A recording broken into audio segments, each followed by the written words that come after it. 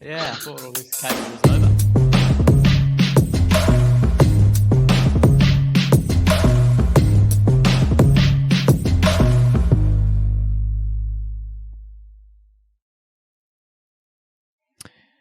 Welcome back to the Stanley Street Social live production. Thanks to another little COVID outbreak in Melbourne.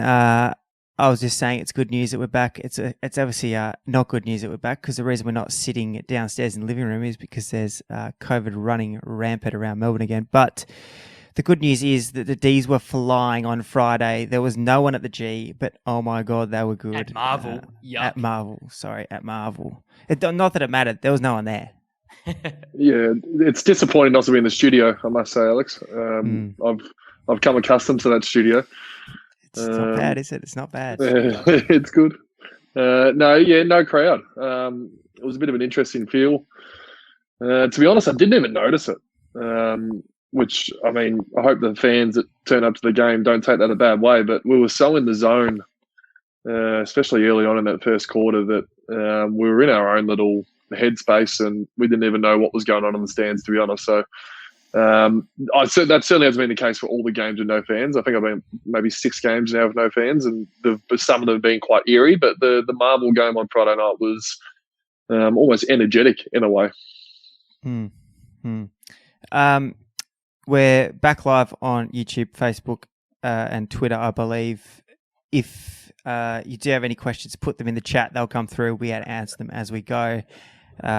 We are, of course, talking on the Stanley Street Social podcast, presented by our favourite apparel sponsor, MAP. If you need any new kit, make sure you head to map.cc and you'll be able to pick up some new apparel.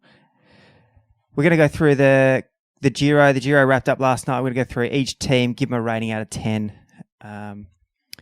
What's a pass? What's a pass, Mark? 6, 7? 6. 6? Yeah. 6 is a pass? Yeah. 6 is a pass. So in footy, we do a rating out of 7 and 4 is a pass. Out of 7? And odd numbers good because you're just above 50%. Yeah, right. No one's ever rated themselves 7. So you rate yourself, and so do the coaches, and no player that I know of has ever rated themselves a 7. What about Clayton against the Crows the other week? No, the Clayton's the biggest. He would have rated himself a 2. There is a story about a GWS player, Brett Thornton, used to play for Carlton as well. Apparently, back in the NEAFL, when the NEAFL wasn't a great standard of football, apparently Brett Thornton took about 15 marks and he rocked into training that next day and gave himself a 7. The coaches gave him a 4, so no one's rated a 7 since. What criteria do you look at?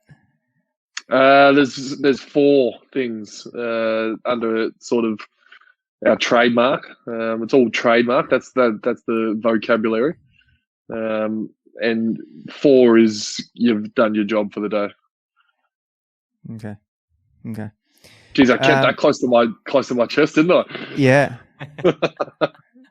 Don't know how many Brisbane Lion supporters we have that tune into the Stanley Street Social, but they're not finding out anything. So just quickly, relating it back to the Giro, I'm sure we'll touch on it at some point. Danny Martinez on Saturday night would be a 7. He would be a 7. Bilbao would be a 7. Caruso would be a 7. Yep. The 2 Aussie boys would probably be a 6, maybe a 7 as well. Strong 6. I'm liking this new scoring system out of 7. Let's run with it. Okay.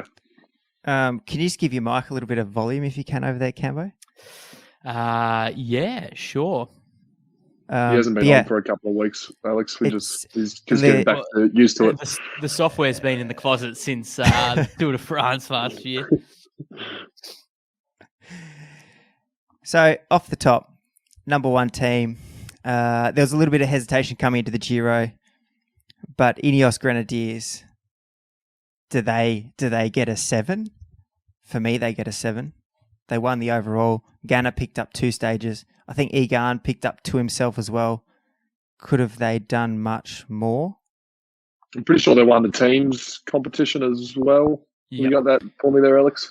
They took the all important teams off Bahrain, who were the only bookies reference pre the start of the tour. So yes, they've taken it all. Do you think that they were so strong? We talked a little bit about this on the phone, Alex, today. They were too strong that it kind of made the race a little bit predictable and boring. And there was only that one day where Simon Yates looked like he might have got up ahead of steam, but for the rest of it, they were just so strong, and especially that performance from Martinez on Saturday night, and he ended up finishing 6th overall. It was kind of like, the tour days of 4 or 5 years ago when they were just dieseling, and it was kind of a little bit boring to watch. Mm. Is that harsh? No, it's not harsh, but also Sivakov wasn't even there. Like, imagine if they had another guy. They would have had another GC contender. Not that Martinez could have been his own, a GC contender in his own right. It was a good case for the salary cap guys that love to talk about that topic. But yeah, they were too strong. It was the same as last year with Teo. He had Rowan just there, just fixing every problem or every scenario that he got himself into. Yeah, you just want to see. You want to see at one point when Bernal has to bring back a group himself. I think that's what we kind of wanted to see on Saturday night. We wanted to see Bernal have to chase Caruso. But yeah, Martinez was so strong, and so was Castroviejo. Castroviejo surprises me every time he climbs. He's just this Spaniard time trial whiz who somehow can climb. Like it's just a weird sort of concept to think about. But they were super strong. They weren't the highlight team for me. I prefer seeing underdog teams perform, but they certainly were the benchmark team. Yeah. Yeah, I agree. And Castroviejo, I think he's super underrated, by the way. Some of his performances through the 3 weeks were as good as it gets, really, from a domestic point of view. And he kind of looked like he was the leader on the road too, with no Luke Rowe there. He kind of took that role on. So it's going to be scary to see what sort of team they put out at the Tour de France in 4 or 5 weeks. I'm guessing it's going to look something like this Criterium team that's out there. And we talked about maybe Sivakov finishing 2nd if he was there. There's a chance in the Criterium that it'll be Thomas and Port 1-2, with maybe even a couple of like Gegenhardt still there. Like that's scary. I don't think I'm even going to watch that. It just seems like it's going to be a well-structured Ineos victory. Yeah. Especially with the Slovenians off doing their own thing. Score? What do we give him? Oh, 7. I think it's a 7. 7 out of 7. Yeah, it's a 7. 7. Very good. Yep. Very good. Also, not just those two guys being so strong. Like, it seemed like Ganna and Moscon were just going deep as well into mountainous stages. If Gianni Moscon didn't crash, he was going really well pre-crash, then he crashed, and then we didn't see him as much in the front of the peloton. He is in some super form. Yeah, I could have sworn that maybe a year ago he was going to fall off the face of the earth. Wasn't he back working on a fruit farm or something, trying to just get back in touch with reality, and hadn't had results forever? And then he got a couple of wins in the build up to the Giro. And then, like you said, Max, before his crash, he was absolutely flying. Then after the crash, he was getting used up a little bit earlier. But it's good to see Gianni back at his best. And one last point before we stop blowing up Ineos's tyres. We also weren't 100% on Ganna before the opening time trial. He was coming into it with a couple of losses. So we weren't swinging in his favour completely, but he sure showed us that he is still the king. I'm pretty sure I heard Campbell say Tratnik was going to win. He was active. Your man was active throughout. He had a good year. We'll get to Bahrain soon because I've got only compliments to say about their team, but Ghana proved me wrong. I wonder when the last time, just quickly, Alex, someone won a TT having a puncher. I know we got a little bit lucky with Cavagna crashing out, but I guess that's show business. Yeah. Asia Tour, Citroën. Let's take home the blue jersey. Is that what it is? King of the Mountains. Yeah, they Yes. did get that. Lucky they did get that. Otherwise, they were pretty quiet. But yeah, Couple of breakaways. I mean, the KOM jersey at the Giro doesn't have quite the same flavour as the Tour, if you will. Jerseys, it's blue, kind of just blends in a little bit. Doesn't seem super exciting. Well, I don't really know, apart from Albanese, potentially in the early stages, did anyone actually go for it, apart from Bouchard? There was no real narrative around a battle for the jersey, was there? No. You know, in the Tour de France, maybe there'll be 3 or 4 guys going for it, and a GC guy might snatch it late, but it just seemed very irrelevant. Mm. Yeah, I've never seen something more clear that Ben O'Connor is their man. The Champersen, who I had in my top 38, my elusive top 38, it actually did not make the TV once. Well, I think we've probably learned from that O'Connor's going to the Tour de France as a serious rider for this group. You'd hope. Does the KOM jersey get them a par? I think it does. Alex. You're generous. You are generous. I think it gets them a 4. They had a stage win with Vendrame as well. That's a benchmark. 4. It's a 4. It's a pass. It's for sure a pass. Albacete Phoenix, a team that I think Max hit the nail on the head in our last podcast. He was talking about we're starting to become their presence is felt outside Van der Poel, and also just starting to become general fans of the team in its own right. It's not just the Van show. Mm. Yeah, well, they got their stage win with Merlier early in the piece, and then he went home. Caused a few sort of stirs on Twitter. People thought maybe it was a little bit of a fake injury or whatever he had. 2 days later, he's out winning Limburg. So maybe he wasn't as tired as what he was actually saying or whatever the injury was. And they had Vivaka, who was pretty active throughout too. So I think that was a pretty good performance overall by Albacete Phoenix. And you're right, without Van der Poel there, they're still getting involved and being busy. Vivaka won points for me when he rode for Caruso Saturday night. I did notice him and Visconti. Groschnartner unfortunately didn't have the legs to do anything, but it's like a little rebellion against Ineos, and I didn't mind it. So it was a bit like that, wasn't it? I'm an Albacete Phoenix fan with what they're doing, and we talked last podcast about the team that could be going to the Tour, which involves Van der Poel and Philipsen. It's exciting. They're going to win more stages. Score? They're a 4. They're a 4. I think a 4 as well. Yeah. They're a pass mark. They won a stage and they were active. Yep. Androni, my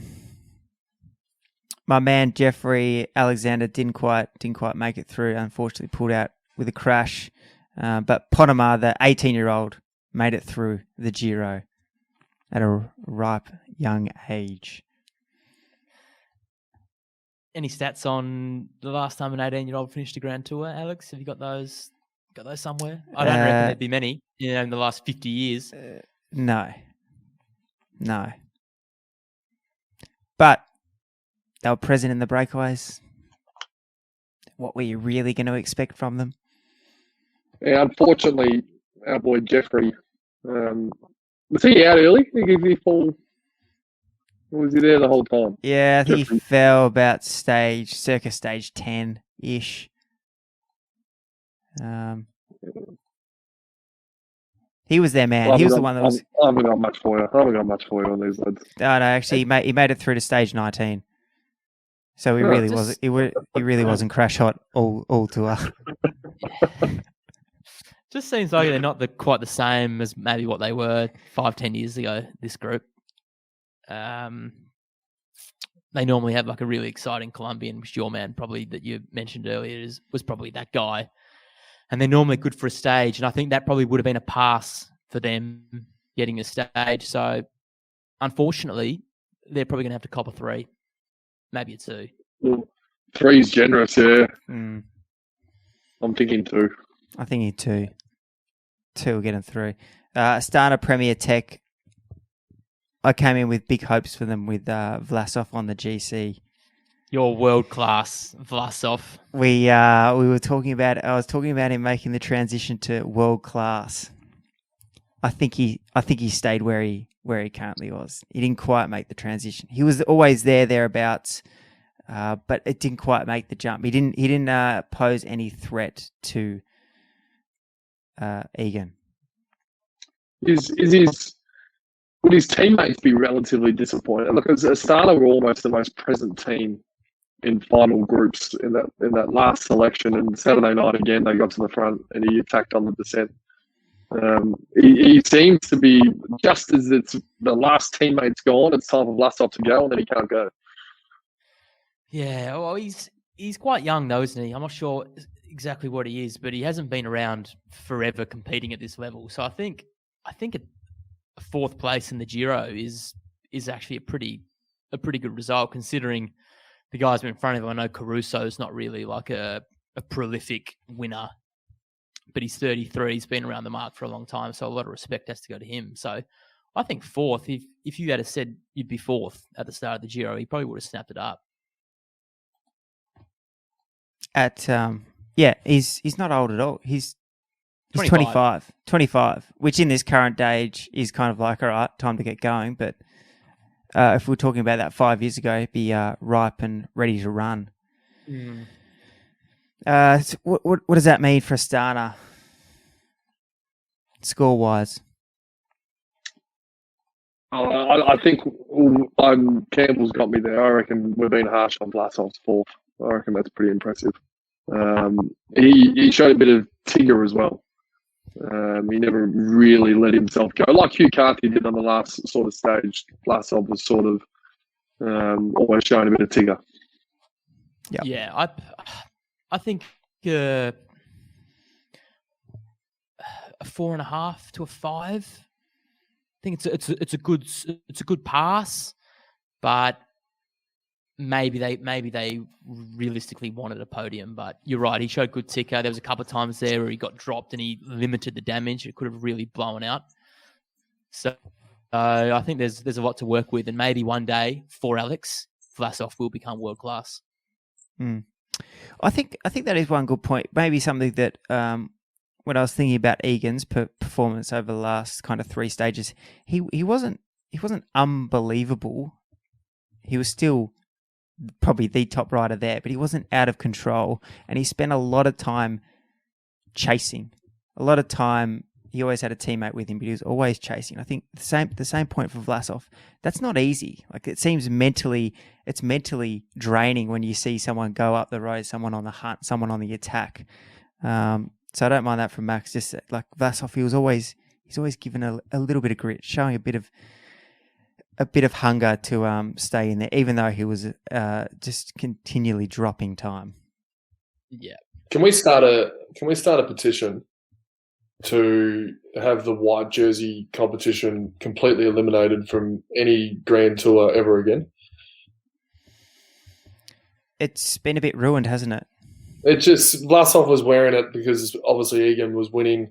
But if like Egan and Pogacar are going to be winning the next few, and there'll be another young fella that comes on soon, I almost rather seen like an older jersey for like your Carusos and whatnot. But seeing Vlasov wear the white jersey, yeah, just an over 30s jumper and go, geez, that's good on him for getting up that hill. I don't mind that. Or make the young riders a proper young riders, sort of like under 21. Yeah, because under 25 or whatever it is open slather. Because I remember when I think it was one of the Yates boys when they were a little bit off GC, his team went to the front to keep the pressure on one of his other. I think it was Menkes who was struggling. Like, it adds something else to the peloton if like there's another team that comes on to defend the white jersey. Yeah. But that's getting off topic. Let's I don't mind that though. Or as Tom's just mentioned on the YouTube, the over 40s for Valverde and his bros. It could be Cohen the Court's only chance of winning on it. Yeah. No, I'm a bit harsh on Cohen, and now I've worked out he's a listener, so I've got to be careful. We might get on this, but was there any mail that came through the entire Giro? Well, he was bullish on Ciccone early days. He was very bullish, so, and rightfully so. He was riding really well. He doesn't. I don't think Cohen can see what happens at the front of the group too much. So, and Matteo Mochetti, I say, was second off for the time trial yesterday, so a second last to his Giro d'Italia history. On to Bahrain. Massive Giro for them after a rough start. Lando out early, but Caruso you didn't see him anywhere, but he was always there. He was always chipping. He was always solid. And then he didn't disappoint. I think he put the icing on the cake with a stage win to finish off his Giro campaign. I fell in love with Jumbo-Visma when Kruijswijk and Roglic were attacking the Ineos train, and it looked like no one could defeat Ineos. I think it was 2000. When did Bernal win his tour? 2019. And I fell in love with Jumbo-Visma. Bahrain just made me fall in love with them. They were simply great to watch. I did state that I knew Caruso and Bilbao were those type of domestiques that don't like to lose time. So when Mikel did go down, one of them was always going to try and hold on for GC hopes. And some of their domestiques outside of that, in Tratnik, Gino Mader and Mohoric, that took the later two unfortunately crashing out. But they were doing some amazing work in those first few weeks, and they had 2 stage wins of Caruso and Gino Mader. Yeah, I think losing Landa on the second or third day or whatever it was, and then to come away with 2 stage wins, second place on the GC is unbelievable, and it's pretty good to see Caruso. What is he, 33? I don't think he's won a race as a pro rider. Is that correct? Something like that. Like he's not at the top tier. Not at the top tier anyway. And then to do what he did on Saturday night, they took the bull by the horns. I think I really enjoyed that they took it to him. They put some pressure on Ineos, and in the end, it didn't really make a big difference on the GC, but they got a stage win out of it. And it's really nice to see a guy who's been a domestique for 10, 15 years get a big result like that. Is he the former BMC rider, Caruso? Yeah, yep. He rode. Did he ride in Cadell's 2008 winning? I think he was first. He was one of the Aussies domestiques. Yeah, he was first year there was 2015. So he was there through that Richie Port phase. Yeah. But just not to bang on too much about that stage, but geez, he was like, for him to take the bull by the horns to put himself in the move. It looked like an ad hoc move. It wasn't like a planned strategy from Bahrain. They saw the move go and just put themselves there. But also he put risk on the table to say, well, he could potentially blow up on the last climb by expending too much energy. And out of it, he didn't just secure his second spot on the podium, but he also bagged a stage win. Like, for a guy that had never won a race at the World Tour level, that is so big, and I think was a crowd favourite. There's so many things in that win. I'm trying to get a little bit of video cut up because I want to show the boys at the club, as much as they probably don't like cycling. I just think there's so much in it. One, to take it, to get on the front foot and attack when you're most likely going to finish second anyway, to still attack. So the mindset stuff, but then also the teamwork stuff. Like Bilbao was unbelievable. And then Caruso, obviously with the gesture going up the hill, giving him a pat on the back. And then when he got over the line, the first person he hugged was Bilbao. And then even some of the press conferences post, how he thanks his teammates. It's just, I reckon. We watched that much Tom Brady shit at the club that I'm over Tom Brady, and I just want to get a different sport. And this Bahrain stuff that they did, there's so much in all their tour, but especially Saturday night.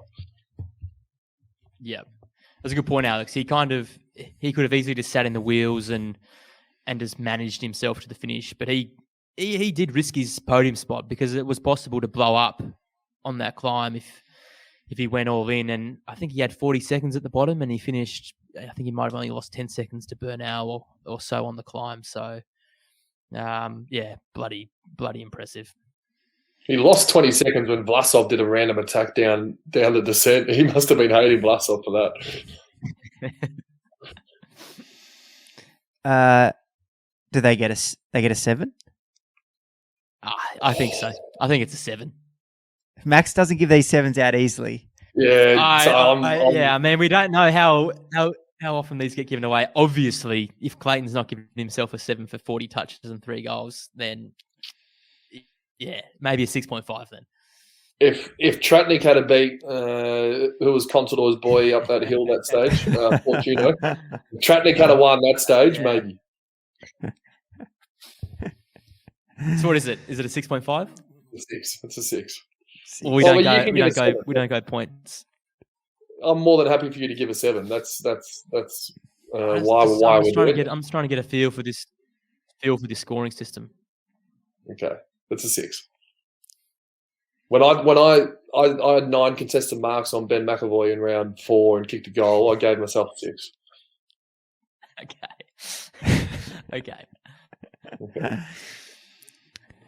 Bardiani.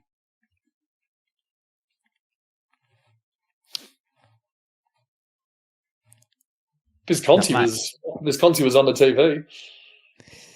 They're all on the TV. I didn't even know Visconti was still a pro. He's friends of Caruso. I worked out. Yeah. Don't really have much to add for these boys. I think it's a 1 and move on.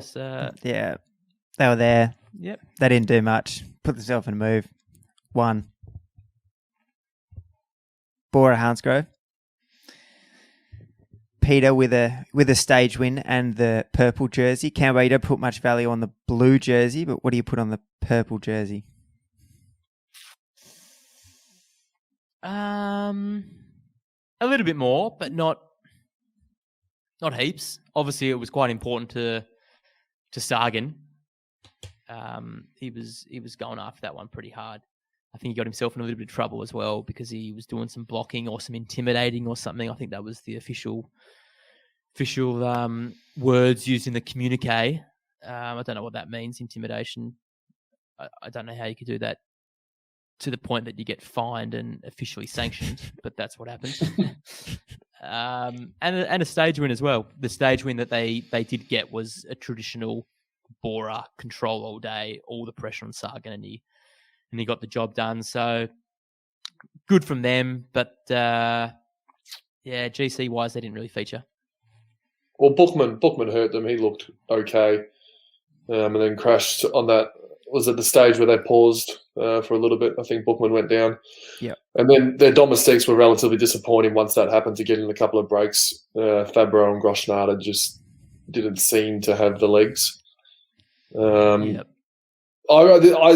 I'm normally someone with a Sprinters jersey who goes, I'm a bit over this, but Gavilia and Chimalai both gave him a run for his money and tried to attack a fair bit. And once we get to UAE at the end of the show, Gavilia really, he entertained me. He didn't make any, didn't get a stage win and didn't get any points that he should have, but he was entertaining.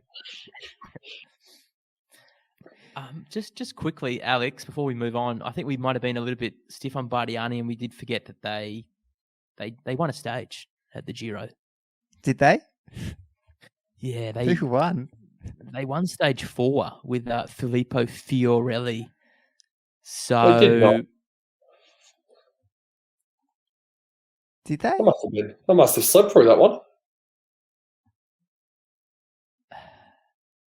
No, have I? No, that was another. Joe Dom won stage 4. Taco Maybe. won one. You thinking That must have been you thinking previous year. Vanderhorn with that- Wanty stage 3? No. I've just got it completely wrong. I just didn't want to do any injustice to the team. This must have been from a previous year. I was just doing a little bit of research and got my wires crossed. Move on. Wrapping up Bora score. Oh, that's a hard one. 3. Not even a pass. I'll give him a 4. I'm going to give him a 4. Yeah. Maybe a 4 for their ability to intimidate at the front of the peloton. Yeah. What does that mean? No one knows what it means. They weren't stopping all the breaks. I did notice they were the ones that were marshalling when the break was officially got away or not. Is that what it was about? But that's what everyone does. Yeah, I know. It had to be what it is, but I guess it's almost like a skill of the sport to be able to just shut things down. Mm. Maybe Peter was just throwing some language around, as Adam Sims says on the Facebook. Did he say something about his mum? What could you possibly do to intimidate someone that one? Anyway, we could talk about this all day with no information, and we're not going to add much value at all. Cofidis. Where's Viviani at? Viviani. Really? He's getting a monster. He's a tier 2 sprinter. Mm-hmm. Mm. The day Sagan won, Viviani got over the climbs. Like, it's just... So he's climbing well, but he's not sprinting well. I don't know what's happened. Or what's The happened? curve's a quick step. Yeah.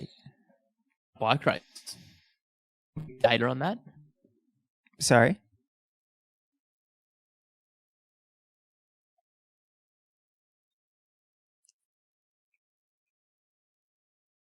You lost you, Cambo. Yep, I'm back in the room. Got me? There you are. You're back now. Yeah, gotcha. Hello? Gotcha. Yep. Yeah.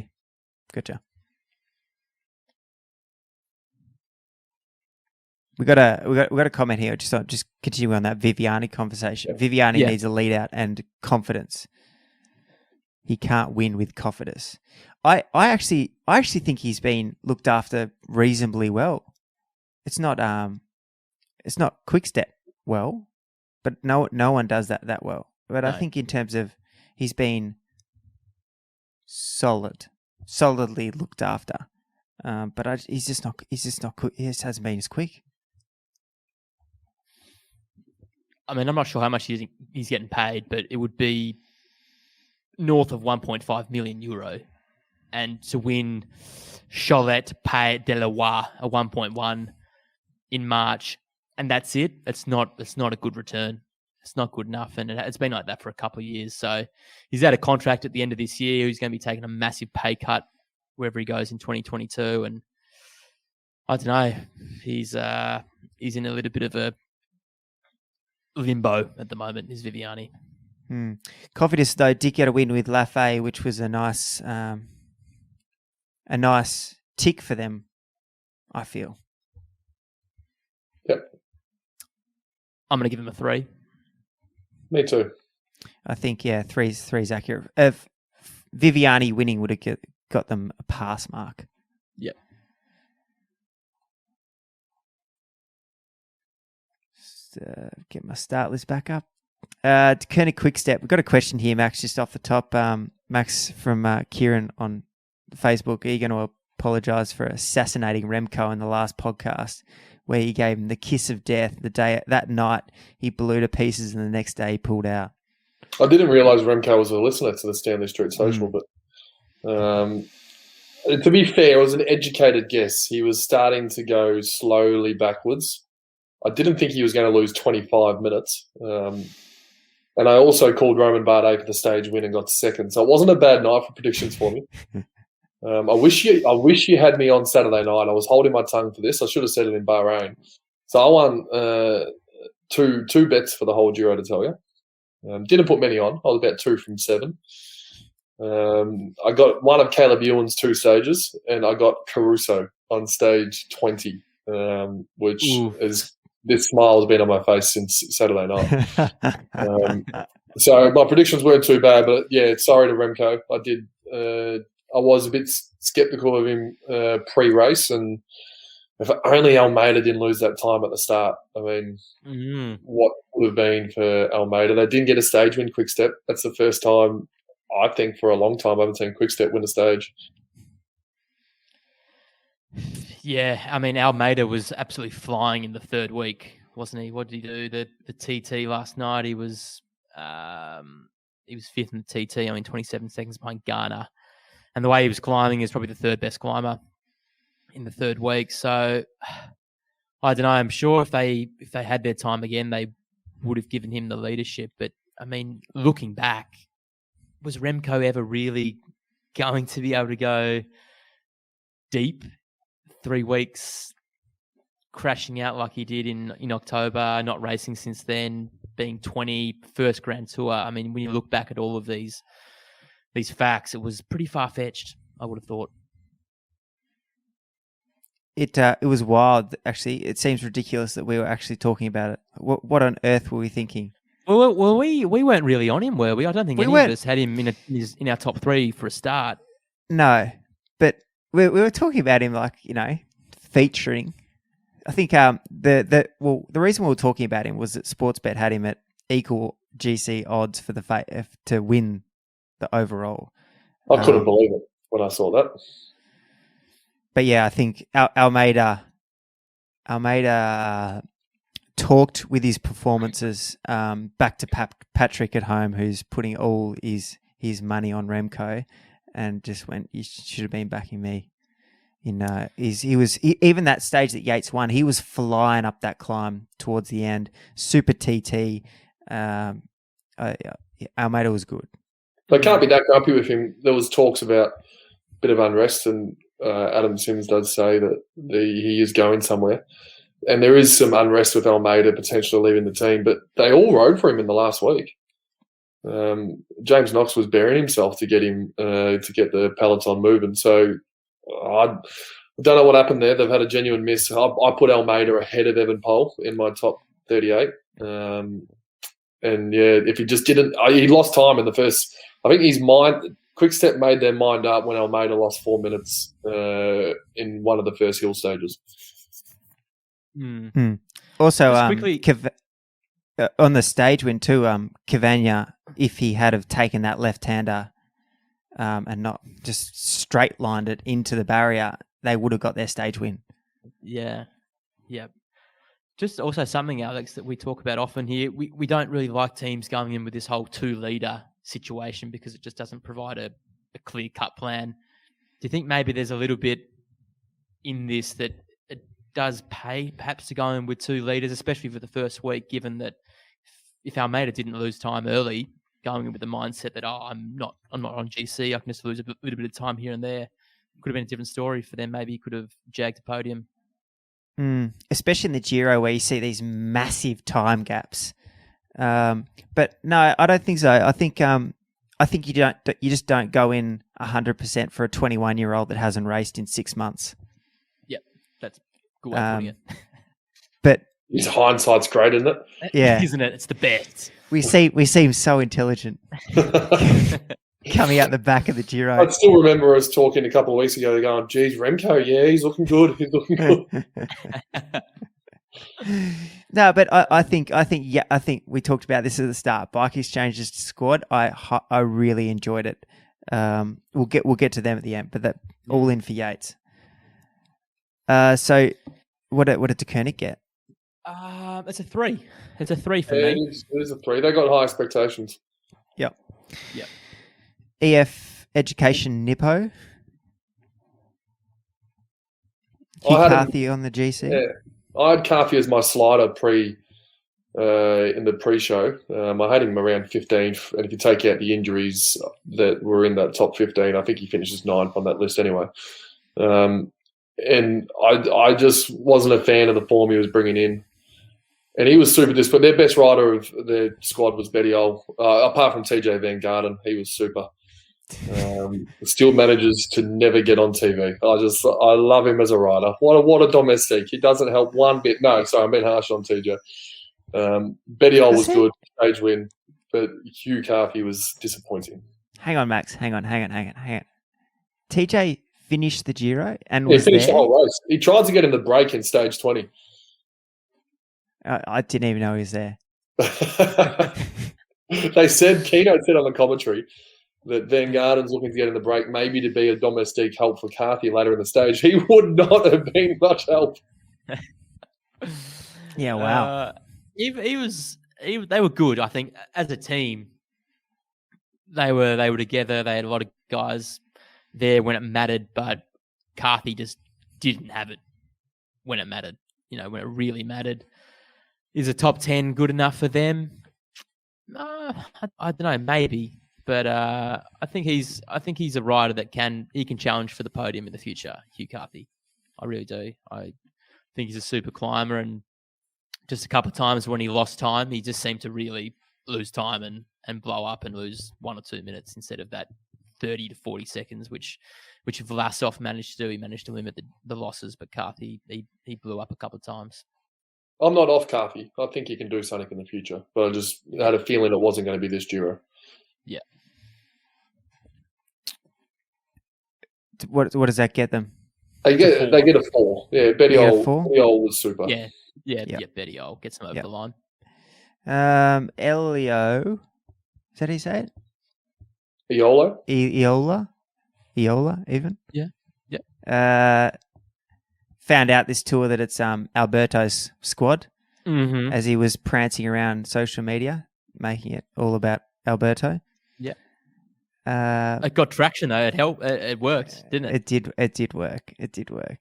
But Fortunato, stage win. You can't ask for much more than that. On the Zoncolan too. In the minor team fight, in the teams that aren't World Tour teams, these guys were the clear winners. And I think they're almost going to get a 6 from me. 6. Fortunato stage win, and then he hung around on GC for a bit till the end. I mean, he was in the 16th in the GC. Yeah, so he slid a little bit late. His time trial was horrible at the end. And Albanese wore the polka dot, not the polka dot, what jumper do they call it, the blue jersey early, and was in some stages. Maybe not a 6. I'm just talking expectation. It's like if Charlie Spargo was best on ground and kicked 5 for us. Like expectation be what they're going to get. I thought they were the minor team. What are they called? Pro teams? Yeah. Pro World now. I don't know. Used to be Pro Conti. Mm-hmm. But also just looking at this, the Pro Conti teams are pretty good. Bonte got a stage. These guys got a stage. Yeah. Albacete Phoenix got a stage. In Cambo's mine, Barniani got a stage. Like, it was a pretty good performance from them. I'm going to give them a 5, just considering you're right, Max. The expectations, we were ragging on them at the start. We didn't know who this team was. We'd never heard of them. And then they go and win a stage up to Zoncolan. So I'm going to give them a 5.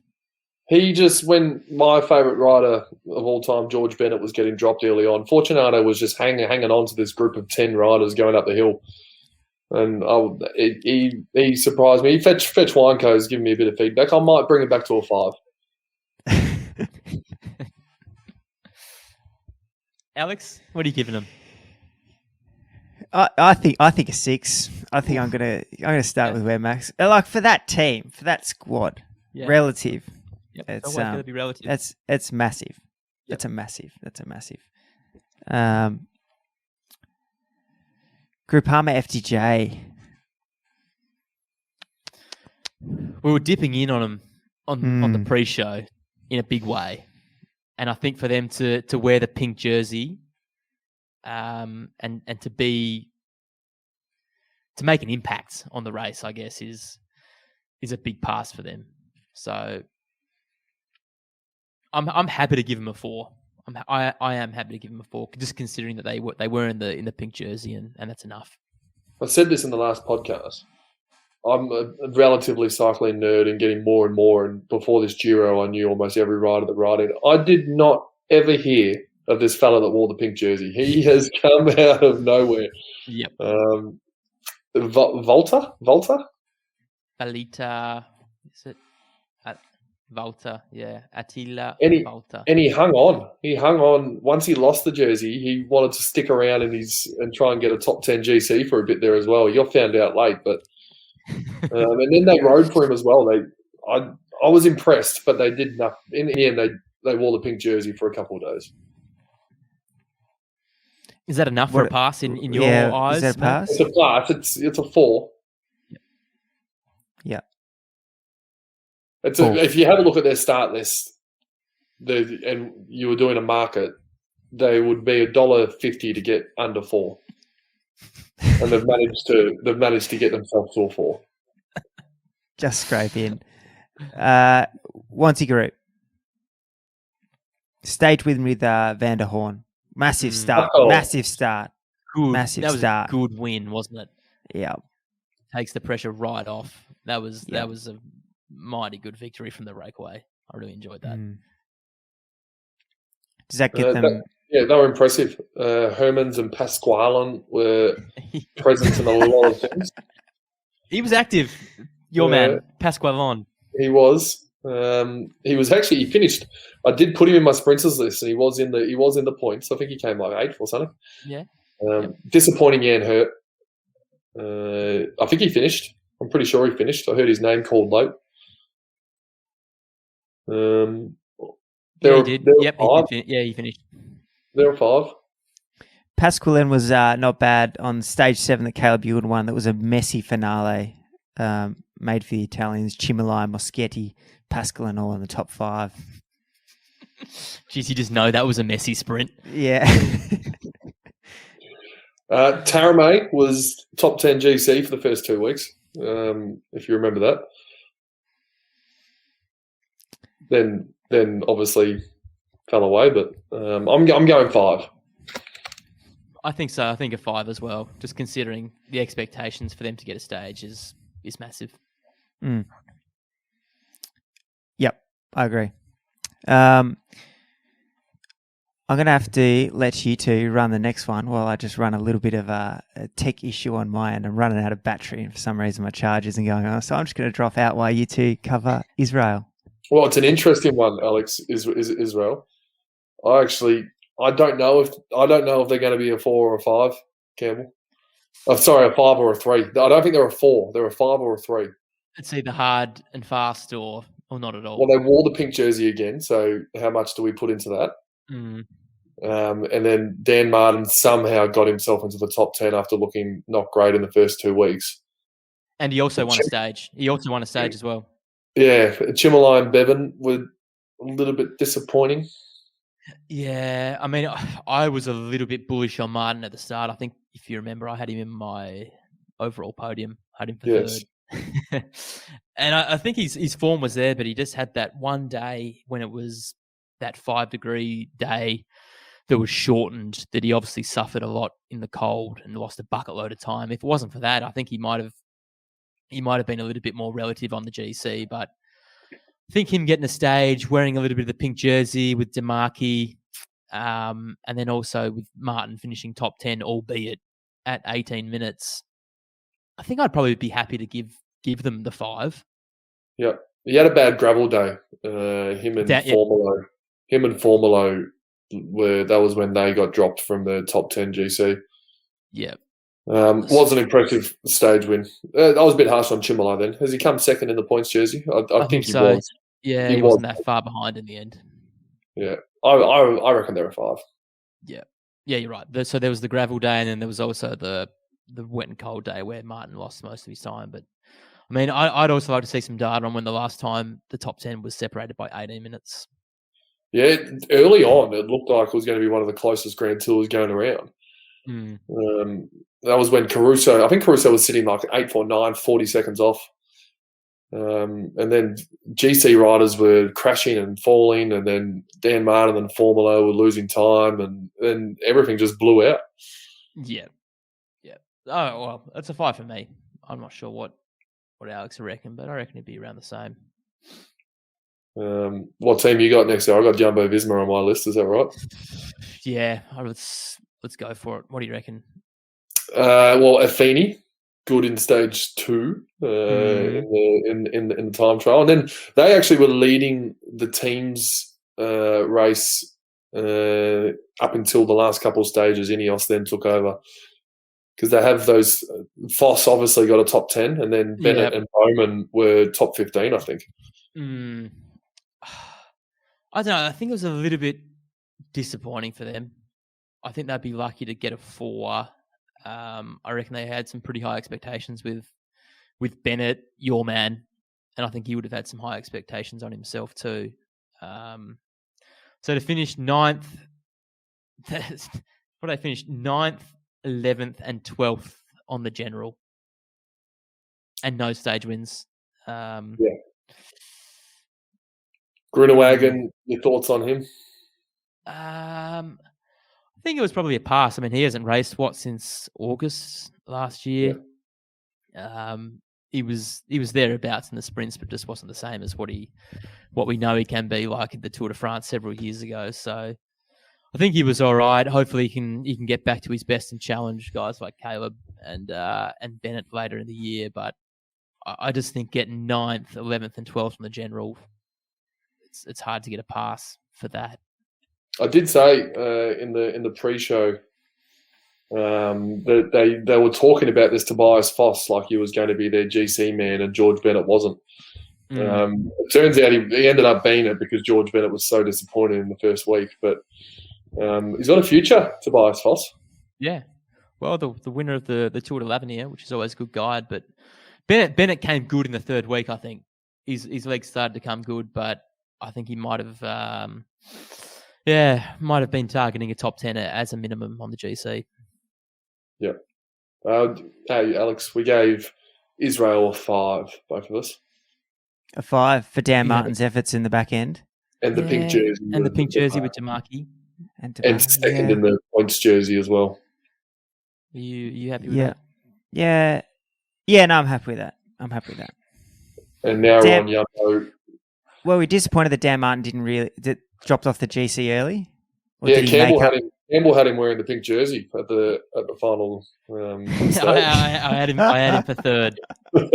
And I think the stage when he showed that he did have the legs to do a good GC, but just had a couple of bad days on the gravel and the icy day. But that's Grand Tour show business. Yep. Lotto Sidal. Is that where we're up to? We're just finishing on Jumbo. Yep. A little bit disappointed with them. Yeah, we're both giving them a 3, I think. Yeah. Yeah, no, I think that's on point. George Bennett, a little bit disappointing. Tobias Foss, maybe even less Campbell. Solid. Maybe I think Tobias Foss, as a top 10, was that his maiden Grand Tour? Possibly. I think that's a good performance, but probably not enough to give them, as a squad, what we've expected from them the last couple of years. It's probably not good enough for a pass. Yep. Lotto Sidal, Caleb Ewan, 2 wins off the top, I think. 2 very good wins and 1 missed opportunity and 1 very poor decision by his mechanic to change his cleats to someone else's boots or something, and in turn making him leave the Giro early. I'll give them a really good score just based on the fact they downgraded their bus to a Mini Cooper. So I think they only had Harm Van Hook, who was actually, I tipped him to be somewhere around on GC, and I think he was incredibly disappointing. But I don't know who he was with last. I don't know who the 2 that were left, but I can't remember the amount of riders that left that team. It takes will teams continually bring sprinters that are just going to dismantle their tour, especially if you're a Grunewagen type Jumbo, where they bring a couple of domestiques for him and he leaves with no stage win. I wonder if teams will continually bring these sprinters who aren't. I know Caleb and Merlier and Grunewagen all say they're injured, but aren't going to be there for the 3 weeks. It's an interesting one for the Giro organisers, as they're always going to have the Tour after them. They're always going to have their big brothers just a couple of months away. And you can't really do the full Giro and still be flying for the Tour. They should stick it. They should stick a team TT in the third week. Put a team TT in. What did you think of Eddie Merckx's comments? And do you think Caleb really had to go out of his way to make an apology? Do you think he owed that to anyone, or do you think it was in his complete right to, whether he was injured or whether he was not injured, to pull the pin? So I sent him a message, and he said he was injured. He started the stage. The mechanic changed his cleats or changed his shoes, or somehow his cleats were incorrect. Got halfway through the stage, knee was starting to get sore, couldn't get it right. What are you going to do? Go through a 200k mountain stage the next day and potentially ruin your year? Or are you going to go 2 stage wins, not bad, let's regroup and go to the Tour and win some more? Yeah. But you're also a media, so is he going to be honest to you? Maybe not. Maybe not anymore. But even if that was the case, he's in his complete right to pull the pin. No, I mean, we're kind of beyond this. I don't know. We're moving away from this whole respecting the Giro because it's the Giro sort of thing. Like, if they're going to cancel stages because there's a little bit of weather about, is it really like it was 50 years ago? Like, people are getting fined for throwing around insults and trying to control the bunch. Personally, I don't think an apology was necessary, but 2 stage wins, I'm going to give them a 4. I think it was a pass, just a pass. To finish with 2 riders, it's not great. 1 rider, whatever it was. 4 as well. 4. But that's purely because Caleb was a 6. Yeah. And the rest of the team, and his lead out were up there as well. But the rest of the team, like Thomas de Gent, he's the example of what he should have done, what Caleb did. I think Thomas de Gent was injured from day 2. 4, just. 4. Movie star. What a team. They just keep delivering movies. No, they're just a joy to watch. It's always just confusing. It's so I can't confusing. wait for the tour. They're talking about Lopez, Valverde, and Mas all being there. It's going to be great. I just love that Soler, he attacked and then blows up 2 minutes later. Hats off for having a crack, but you must know you're like, I'm not feeling great. I'll just try and hang on, limit my losses. No, he doesn't do the strategic attack on the hardest bit of the climb. He attacks at weird times. Fetch Wine Co. has been doing some good work in the chat all day, but I think he's probably produced his best work just now, questioning, did they start the race? It's a pretty good question.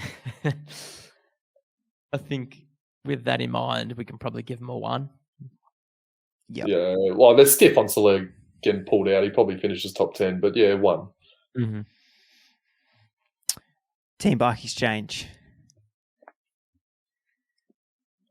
This is an interesting one. I'm interested in this one too, to hear what you two have to say.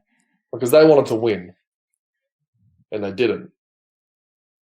But it was still really impressive what they did for Simon Yates. The other 7 riders can go home. Mikel Nieve was slightly disappointed until maybe the last couple of days, but the other riders can go home quite happy that they did their job. Yeah. Mm. Yeah. I guess interesting. They took. You go. I know we talked about before how intelligent we are now, looking back on the Giro, compared to when we were when we started, when they were selecting the squad. And we talked about that there's a lot of horsepower in the squad, and there was.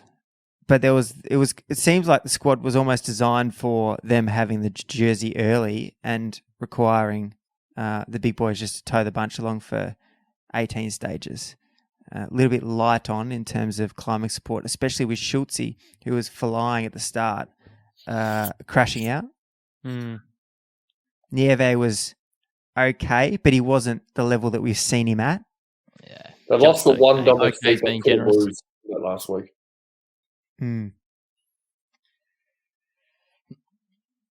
I didn't know Kangert was a handy little climber. Again, It's a weird signing solid. for Bike Exchange, isn't it? Yeah. Like an old Eastern European bloke. Seems a touch off brand. Probably doesn't Yahoo in the bus as much as the rest of them. But I think overall, on a serious point, they took the race to the others. They chased when they didn't have to. I thought Michael Hepburn was incredible the last couple of days. He was strong as Schultz. He was putting together a really good Giro until he crashed out. And then Yates, that big stage win, everyone thought, if Burnout has a bad day, Yates is on a super one, maybe things can turn around. But he kind of just didn't quite have it on that last Saturday. But a podium, it's probably a pass. Is it just a pass? Did they want to win? Of course they wanted to win, but was it realistic against such a strong Bernal? How much longer do they persist with Simon Yates? These are all questions that need to be answered, Alex. I know you have some strong opinions. If you want to share them publicly. I think it's a pass. Now you're in the media, Alex. You just have to burn the friendships that you have in that team. Start cutting down. I think the Yates thing's interesting. I find the Yates thing interesting. They've got rid of one, which I think is a good start. They've got one to focus on, GC winner. But can he ever? Are they still trying to win the Tour? I don't know if Yates can ever win the Tour. Mm. And if you're going to be a GC team, if you're not going to win the Tour, then it's like a bit like, what are we doing here? The good news is they've got a very unbiased young talent in Lucas Hamilton, who looks like he's heading to the Tour. Second fiddle to my boy Esteban, though. You want Esteban? I love, and it's almost, I love it because it's mediocre, kind of, but Esteban's seen as a hero for this team. Yes, he did an unbelievable stage win that time in the Volta, potentially. I think they should be all in for Lucas. They'll be hunting stage wins. I'm sure Michael Matthews will be on the tour team. Yeah, I reckon they should give him full reign to ride his own race, Lucas. Yep, it'd be good to see. We see, Cambo, one final question on Bike Exchange before we give them a rating. We see these kind of teams with these junior prodigies coming through. Bernal, the Pogs, Remco. Max has touched on ageism in sport, but how much longer do you give Yates as the man? So what is he? He's turning 29 this year. Which I think Primoz is 29, is he? I think Primoz is 30. Yeah. Be 31. Young Yeah, in I'm his not, career length. Though. It's tricky, isn't it, Alex? Because he's a guy he's just got third at the Giro, which is incredible. He's won the Vuelta. He's got close to winning the Giro a couple of years ago, but I tend to agree. I don't see him winning the Tour de France ever. So at what point do they cut their losses and shift some money elsewhere? Because I'm sure he's getting paid a nice little clip, and he's getting to the wrong side of 30 pretty quickly. So I think maybe it's now that is the time to shift focus and maybe go to some proper youth. It'd be great for the brand if they went and chased one of these young Aussies that are climbing so well, like a Stora or a Jai Hindley. Yep. I think it's essential for the brand, Max. I think it's essential for the team. Like it's Jerry Ryan's team. It's an Aussie team. They've lost Hagee, lost Rob Power.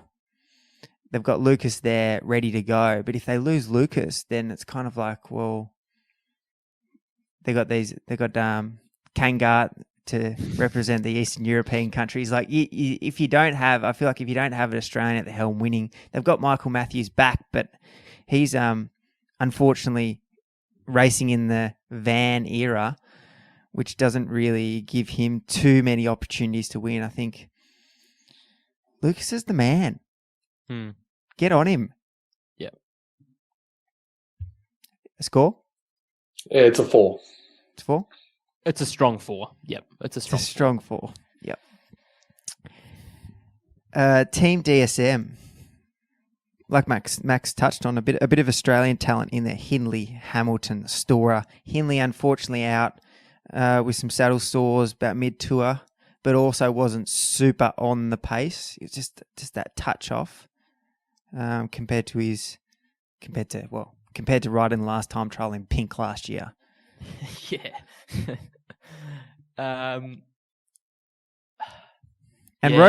Roman looks like he's settled in. He settled in. I think we can forget Roman ever challenging for a podium in the future in the Grand Tours. But it was good to see them take the bull by the horns on the Saturday and try something different. Go full gas on the downhill, keep it going through the valley. Bardet didn't have the legs, but 7th on the GC, it's okay, but it's probably a 3 for me. I love a team that's got an aggressive mindset. But they're a stage-winning team. They showed that in the Tour last year, and they had guys that can win stages like Nicholas Arndt, Cantor, Roche, and I think they all got on a break at some point, but they just couldn't get it done. Bardet was a highlight for me. I enjoyed watching him ride, but it's a 3. Mark, I just want to touch on Michael Storer's climbing ability. I think he was pretty special in that back end of the Giro, and also Chris Hamo, like he did last year in the Giro, just always being there when he needed to be, especially in that stage where Roman went on the hunt. Turns out they just delivered Caruso to the line to a stage victory. Was anyone expecting that? Was anyone expecting DSM to randomly put 5 men on the front? Nicholas Roche to be pushing 500 watts to get Romain to attack 60k out. We're all talking about Yates going for a little move, and Roman Bardet does it. I didn't see it coming, but I'm glad they did it because it made the stage super exciting. Caruso probably won because of it. It's always nice when a team just does a random thing like that and blows the race to smithereens for someone else. But also, I think it's important because otherwise we would have just seen Ineos just ride to the line. That would have been it. Yeah. So I think they get a fair bit of credit for that little move on the last day.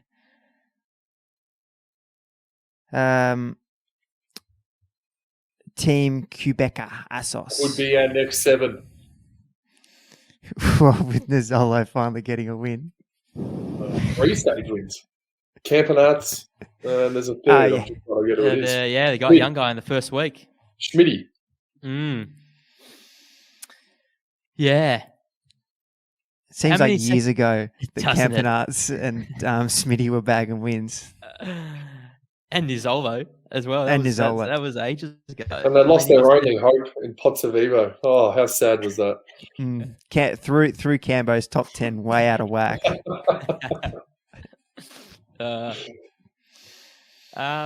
Super impressive. No, good. Super impressive. Yeah. I think a 6. 3 stage wins. Yeah. That's a 6.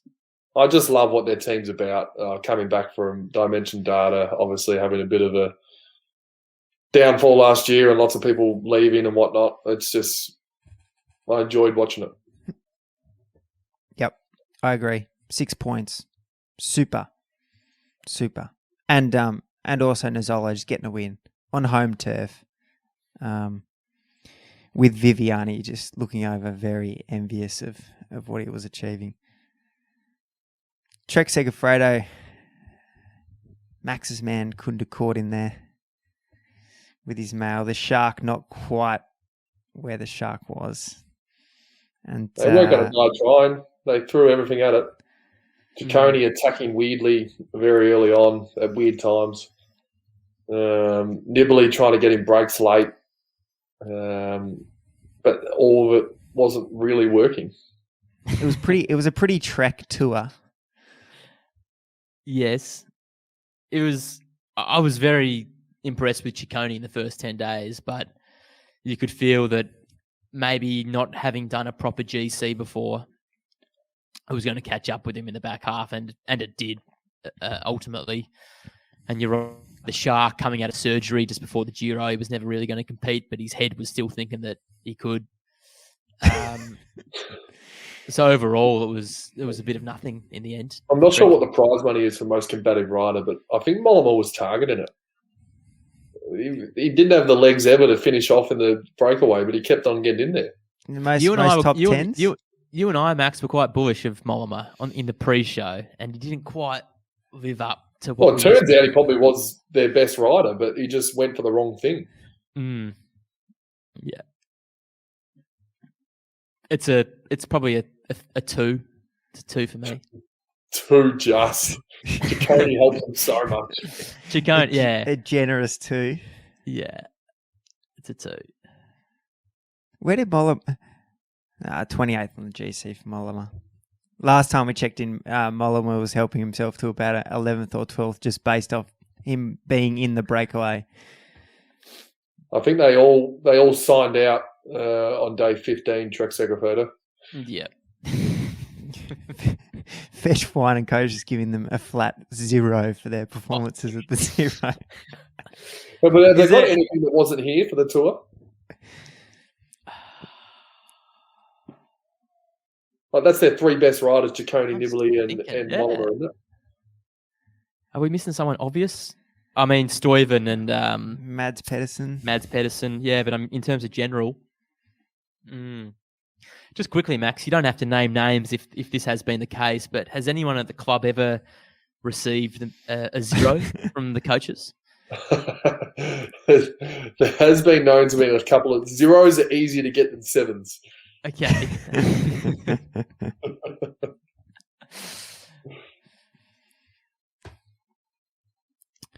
And last team, UAE Emirates. Max has been waiting to talk about Gaviria all day. Yes, I was a fan of how he raced. Might not have the legs. Seemed to have a fair bit of issues with his countryman who was leading him out. I was glad to see him back riding well enough. They had a stage win. The American, what's his name? Joe Dombrowski. That was a good win.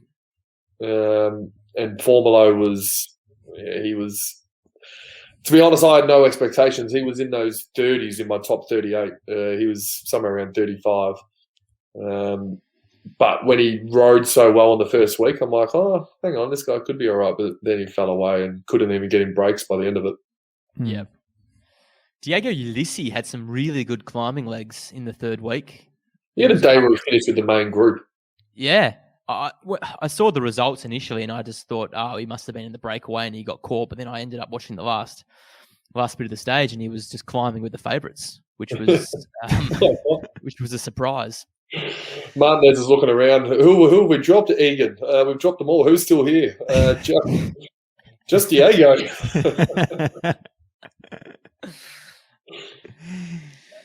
What would you give it? Is it enough for a pass with that Dombrowski stage win? Probably not. It's probably a 3 for me. We have 3 really prominent Italians in almost every race in Formolo, Conti, and Ulisi, and there was no stage win between them. So it's a 2. And Gaviria in there too. Not without a Ulisi or Gaviria win, I don't think they can pass. I did enjoy the pen in a Ulisi stage win at the Giro. Yeah. I did enjoy the dynamic between Milano and Gaviria just trying to lead each other out. Is there regions in Colombia that speak different languages? Maybe some different variations of Spanish, but that one that was funny. The one where he got put into the barriers by his own team. Yeah. Then I'm not sure he thought the finish line was a little bit early when he attacked Caleb. And just a tad early. Gave him a free run at the wheel. That's what I'm talking about, though. He was prominent, and he was going for points when he clearly wasn't going to win the purple jersey late. I think there was 4 points available with a mountain stage left, and he was going for it. Good on him. And that's it. That's Good the recap. Giro. That's the Giro run. Dauphiné started last night. We're heading into the Tour prep. It's almost Tour time. Any last comments on the Giro? Any last talking points you want to bring up? There's no rest. We're straight onto the Dauphiné, which I'm looking forward to.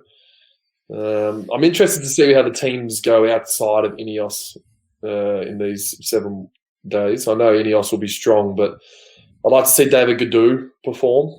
There's some good hype around him. There's a TT in this Dauphiné, so I worry with him with that, but I'd like to see him perform.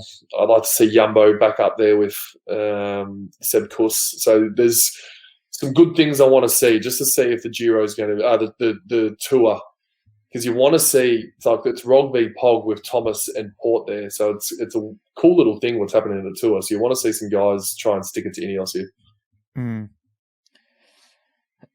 Just a couple of closing comments for me on the Giro. Just quickly, I saw on Twitter that Bernal was the first rider since Merckx to have the Tour de France, the Giro, Paris-Nice, and Tour de Suisse on the Palmares. So that's pretty impressive from Gawn. And just overall, a little bit underwhelming, the Giro as a whole. We had a couple of good stages. The gravel stage through Tuscany was nice, but I just think it lacked theatre overall for mine. I stand corrected. We have a Brisbane Lions supporter watching. You said 100, Campbell, but there's just one.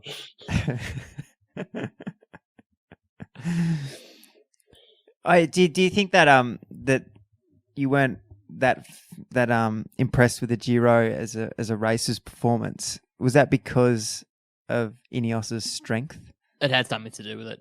I definitely think so. A team that strong, and like we said earlier, Martinez being so strong, if Bernal was exposed a little bit more, it could have been a different story. And also having that really high mountain stage shortened didn't help. Fetch, that's disappointing. A little closing one for me on the Giro. I did the top 38.